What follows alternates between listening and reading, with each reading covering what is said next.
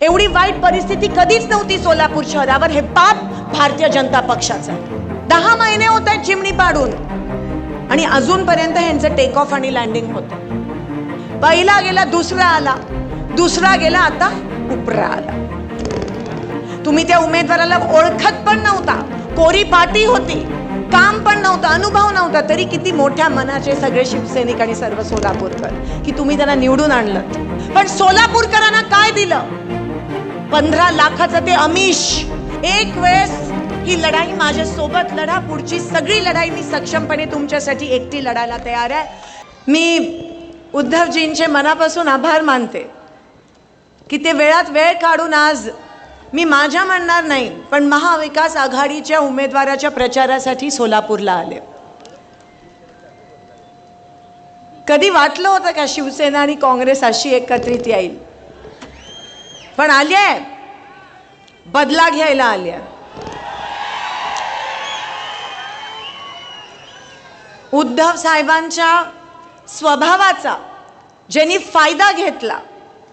मी जेव्हा उद्धव साहेब मुख्यमंत्री म्हणून विधानसभेत आले तो क्षण मी अनुभवला। आम्ही सोबत बसलो होतो आणि त्यांचं पहिलं भाषण मला आठवतं। काय बोलणार आहेत उद्धव साहेब? पहिल्यांदा विधानसभेत आले, पहिल्यांदा त्या विधिमंडळात आले, काय बोलणार आहेत? आणि अतिशय सोजस आणि निरागसपणाने ते भाषण त्या ठिकाणी उद्धव साहेबांनी दिलं। आपण म्हणतो हिंदू हृदय सम्राट त्यांचा पुत्र, आणि तिथे येऊन तुमच्या शिपाई सारखं त्यांनी त्या ठिकाणी भाषण दिलं। तेव्हाच आम्हाला वाटलं की महाराष्ट्राला अतिशय योग्य असं नेतृत्व मिळालं आहे आणि महाराष्ट्र अतिशय चांगल्या अशा हातात या ठिकाणी दिला आहे। अतिशय नम्रतेने त्यांनी ते भाषण म्हणाले आणि ते म्हणाले, त्यांनी विधानसभेच्या समोर, आमच्या सगळ्यांच्या समोर, पूर्ण विधानसभेच्या समोर, विरोधकांच्या समोर नतमस्तक झाले आणि म्हणाले, महाराष्ट्राला मी तुझ्या सेवेसाठी इथे आलोय।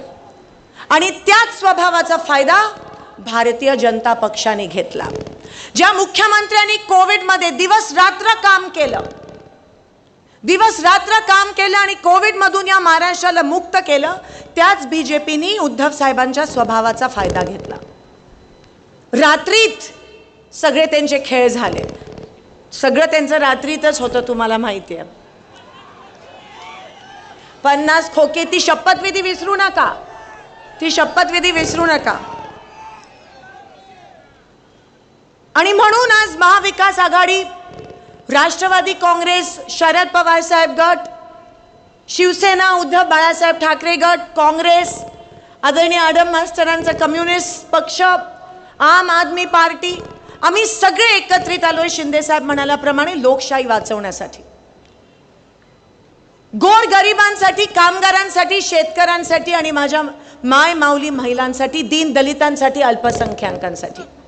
कारण का भारतीय जनता पक्ष फक्त 2 लोकांचे मायबाप आहे, अदानी आणि अंबानी।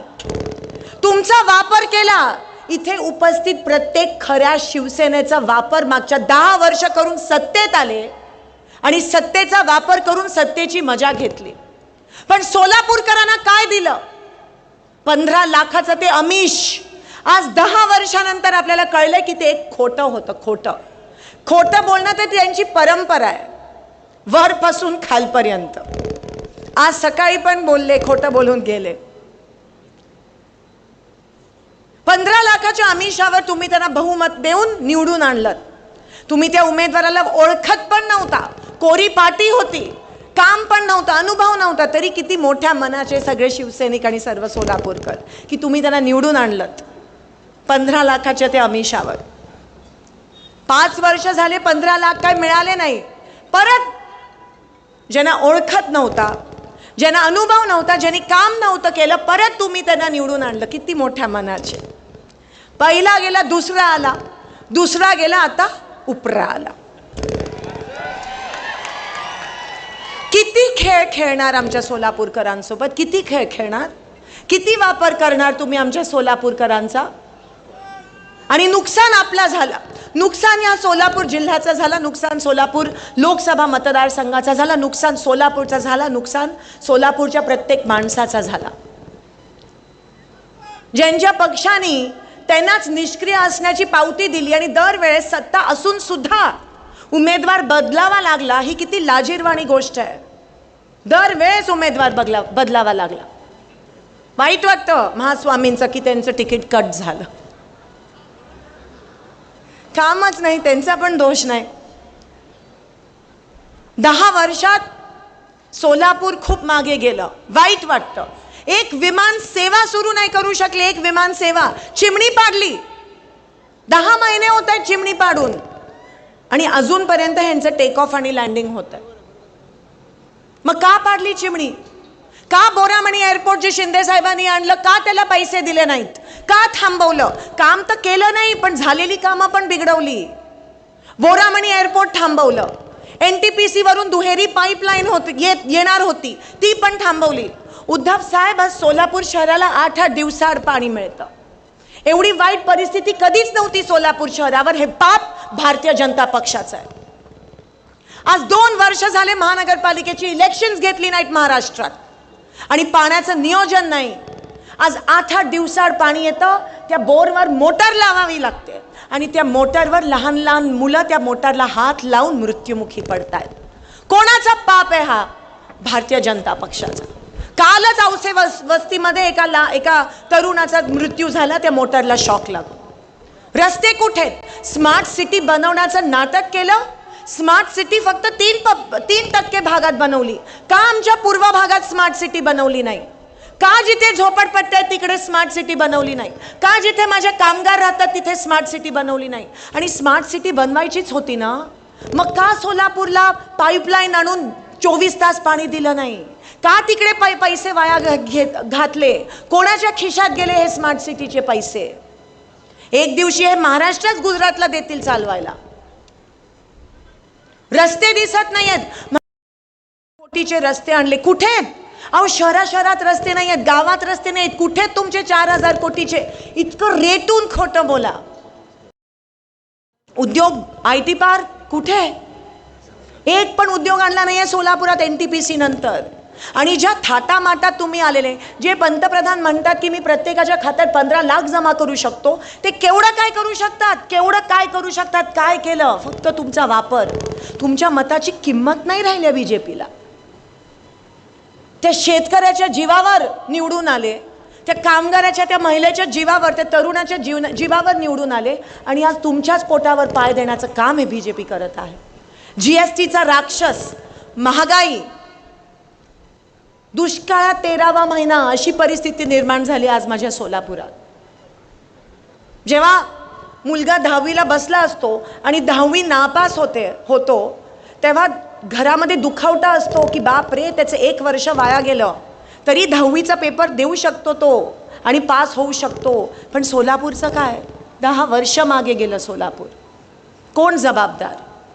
आणि अजूनही येतात तुमच्या समोर आणि काय म्हणतात? उमेदवाराच्या चेहऱ्याकडेच बघू नका. किती फसवणार, अजून किती फसवणार? आणि म्हणून काँग्रेसची आणि महाविकास आघाडीची गरज आहे. कारण का ज्यांना तुम्ही सत्ता दिली त्यांनी लोकसभेमध्ये जाऊन काहीही केलं नाही. त्यांनी खासदारकी वाया घालवली, लोकशाहीचा अपमान केला, तुमचा अपमान केला. केवढं काय करू शकले असते, केवढं काय बोलू शकले असते, पण नाही, त्यांनी वाया घालवली. आणि म्हणून महाविकास आघाडीची गरज आहे. त्यांच्या पक्षात तर ते बोलत नाहीत ना, हुकुमशाही आहे. लगेच बोलले तर ED लावतात त्यांच्या मागे. उद्धव साहेब, सोलापुरात तर विचारू नका. मागच्या 3 दिवसापासून त्यांना माहिती आहे की जनमत त्यांच्या सोबत नाही आहे, तर फोन कॉल करतायत आणि धमक्या देत आहेत. ED करीन, कारखाना सील करीन, केस टाकीन, अरेस्ट करीन, मागच्या सगळ्या केसेस चालू करीन. फक्त धमकीचं राजकारण चालू आहे इथे. म्हणजे कसं? म्हणजे त्यांचे नेते असे धमकी देत आहेत, मोठे मोठे नेते. अहो, महाराष्ट्र चालवा, इकडे धमकी काय देत बसलायत? आणि सोलापूरची एकी बिघडवली ना तर खबरदार. हे 4 हुतात्म्यांचं शहर आहे. कोणी बाहेरचं येऊन आमची एकी नाही बिघडू शकत. धर्म जात पात ह्याच्या पुढे ह्यांना काही सुचत नाही. समाजामध्ये तेढ नावण्याचं पाप भाजप करते. एकीकडे शेतकरी उपाशी मरतोय, दुसरीकडे माझी माय माऊली वण रेशन दुकानात फिरते, तिथे तिला धान्य मिळत नाही, रॉकेल बंद केलंय, पाणी मिळत नाहीये, आणि तुम्हाला हे सुचतंय. शी, लोकांमध्ये तेढ, महागाई, 300 रुपयाचं 1200 रुपये, कसं काय जगतोय माझा कामगार, आणि तुम्हाला हे सुचतं. आदम मास्टर साहेबांनी कष्ट करून घरं आणलेली, त्याचं पण आयत्या वेळात नागोबा. आज दमदाटी, आज कोणकोणत्या तरी रेकॉर्ड व्हिडिओ व्हायरल झाला की सभेला गेलेले सकाळी, आणि खरंच वाईट वाटतं. म्हणजे पंतप्रधानांच्या सभेसाठी फक्त 20,000 लोक. अहो, आमच्या गड्डा यात्रेला त्याच्यापेक्षा जास्त लोक आहे. आणि तिकडे माझ्या काही बीडी कामगार महिला होत्या, आणि त्या म्हणाल्या की आम्हाला जबरदस्ती बोलवण्यात आलं, आम्हाला सांगण्यात आलं की तुम्ही नाही आला तर आम्ही तुमचा पगार कापू. खेद, शेम. आणि हे मी नाही, मला कोणीतरी तो व्हिडिओ पाठवला. हे मी नाही, त्यांच्यासारखं जाऊन करतात ना, हे बोला हे बोला, असं आपण करत नाही, दमदाटी देत नाही. आणि म्हणून मला असं वाटतं की आता सोलापूरला पुढे नेऊन जाण्याची वेळ आली आहे. मी 15 वर्ष तुम्ही मला सांभाळलं, 15 वर्ष तुम्ही मला तुमची आमदार म्हणून तुमची सेवा करण्याची संधी दिलीत. 3 टर्म तुम्ही मला आमदार बनवलं. ही सोपी गोष्ट नाही आहे ह्या शहर मध्यातून. कामामुळे तुम्ही मला आशीर्वाद दिला. आज तुमचं आणि माझं नातं हे आमदार आणि मतदाराचं नाही आहे, एका भावाचं आणि बहिणीचं नातं आहे, एका आईचं आणि एका लेकीचं नातं आहे. आणि हे नातं हे तोडू शकत नाही. हिम्मत पण करू नका. या लेकीला पुन्हा एकदा तुमची सेवा करण्याची संधी द्या. युद्ध आहे, मतदारसंघ खूप मोठा आहे, 500 गावं भेट करून मी आली आहे. 7 दिवस राहिले आहेत, रात्र वैराची आहे. आणि तुम्हाला माहिती आहे कसे येतात. गाफील नका राहू. 7 मेला आशीर्वाद स्वरूपात तुमचं मतदान या महाविकास आघाडीच्या तुमच्या ह्या बहिणीला करा. मी 1 नंबरवर आपलं त्या ठिकाणी बटन आहे, आणि आशीर्वाद देऊन पुन्हा एकदा तुमची सेवा करण्याची संधी आणि अहोभाग्य मला द्या. एक वेळेस ही लढाई माझ्यासोबत लढा. पुढची सगळी लढाई मी सक्षमपणे तुमच्यासाठी एकटी लढायला तयार आहे. या सोलापूरच्या प्रतिज्ञा, प्रणितीच्या प्रतिज्ञा, पहिली प्रतिज्ञा, सोलापूर जिल्हा दुष्काळ मुक्त करणारच. दुसरी प्रतिज्ञा, सोलापूर खड्डे मुक्त करणारच. तिसरी, सोलापुरात दुष्काळमुक्त म्हणजे पाणीच, सोलापुरात विमान सेवा सुरू करणारच, IT पार्क आणणारच, आणि सोलापूर लोड शेडिंग मुक्त करणारच. या 5-6 माझ्या प्रतिज्ञा आहेत. आणि मी वचन देते आज सगळ्यांच्या समोर, सगळे दिग्गज आहेत. खरं तर हिम्मत नाही होत. परवा पवार साहेबांच्या समोर बोलत होती, मी माझ्या वडिलांच्या पण समोर बोलत नाही. आज उद्धवजी आहेत, सगळे बलाढ्य नेते, सगळे अतिशय सुंदर बोलणारे. पण तुम्ही हिम्मत देता, तुम्ही मला हिम्मत देता लढण्याची. निवडणूक जरी माझी असली तरी विजय तुमचा झाला पाहिजे. आणि येणाऱ्या 7 तारखेला आपण आशीर्वाद द्याल अशी आशा बाळगते आणि आपली रजा घेते. धन्यवाद. जय हिंद, जय महाराष्ट्र. मनपूर्वक धन्यवाद. जयेश दर्बी कलेक्शन, कॉटन, लिनन यासह अनेक ब्रँडेड कंपन्यांच्या सुटिंग शर्टिंगसाठी जयेश दर्बी कलेक्शन, 7 रस्ता मोदी पंकाविहिरी जवळ सोलापूर.